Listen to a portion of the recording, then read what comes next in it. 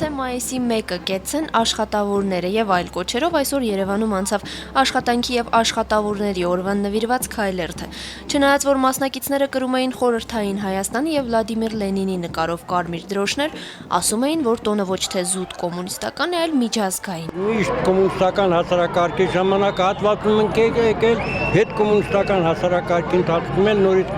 մենք եկել ենք, միշտ էլ տոնում ենք մեր աշխատավոր մասսայի տոնը։ Ոչ թե ինչ-որ կոմունիստական տոն է, այլ բոլոր աշխատավորների ամբողջ աշխարհի ինձ թվում է,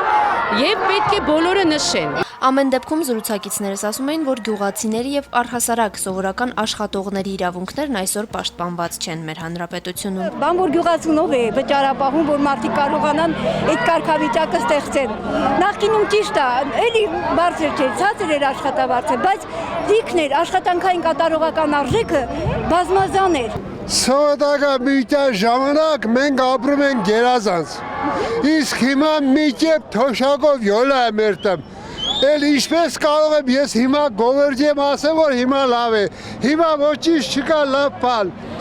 լավը առաջ էր, արդեն վերջացել է սովետական միությունը։ Մայիսի 1-ը առաջին անգամ նշվել է դեռևս 1890 թվականին։ Դրանից մի քանի տարի առաջ ԱՄՆ եւ Կանադայի աշխատավորները բողոքի ցույցեր են անցկացրել, պահանջելով 8-ժամյա աշխատանքային օր սահմանել։ ԱՄՆ Չիկագո քաղաքում տեղի ունեցած ցույցերի ժամանակ բախումների արդյունքում 12 մարդ է զոհվել։ Ի հիշատակ այս դեպքերի մայիսի 1-ը նշվում է որպես աշխատավորների միջազգային օր։ Այն մեծ շուկով նշվում էր նաև խորհրդային միությունում։ Ամբողջ հանրապետությունով գալիս էինք եւ մենք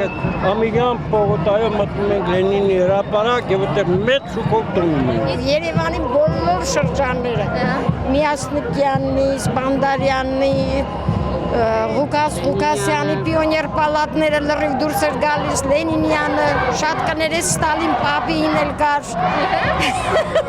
Կոմսոմոլի քարտուղար եմ եղել, գիտեմ, որ բանկետներ էին անում,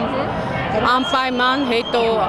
շատ ուրախ էր անցնում։ Խմորեղենով, մրգով, հավաքվում էինք բարիկամներով ազգով եւ էինք անում։ Կոմունիստների անունից սրտան շնորհավորում է ձեզ աշխատավորների միջազգային համերաշխության օրվա մայիսի 1-ի կապակցությամբ։ Միաժամանակ դիմելով ձեզ, մենք համոզված ենք, որ դուք կկարողանաք ճիշտ կողմնորոշվել եւ սատար կլինեք ձեր իսկական բարեկամների